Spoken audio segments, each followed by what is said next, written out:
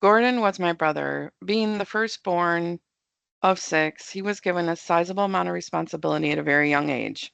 Bill arrived 2 years later, followed by a few sisters and another brother. Many of my young pictures show Gordon with his arms around all of us, kind of like the guide and the leader of the pack.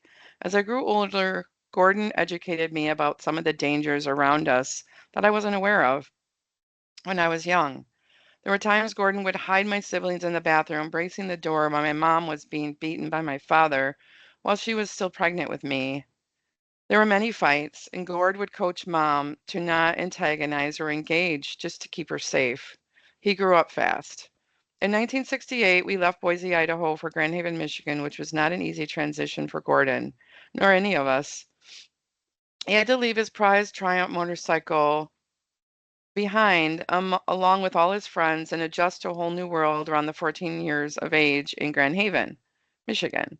When I was 7, I remember Gordon and Bill babysitting us while mom worked for several years, uh, in both nights and including weekends. David was about 2 years old, Debbie was 11, and I was around 7. Gordon would make dinner every night, make sure we got our baths, make sure we got to bed and were kept safe. He would make us hamburger helper, spaghetti, and had this amazing meal every night and always enjoyed it. We had a stable evening. He also coached me through a lot of my earaches.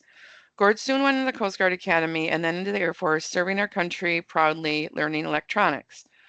We didn't keep in touch too much when we both started families, but anytime we visited Michigan, he would pick up right where we left off.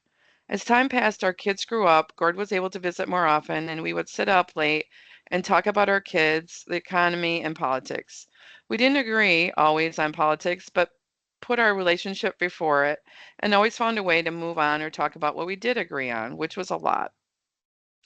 Around 2015, we began staying in touch almost monthly. Our parents died in 2017, and Gord arrived 20 minutes before our dad died, and we were able to both be with him when he passed.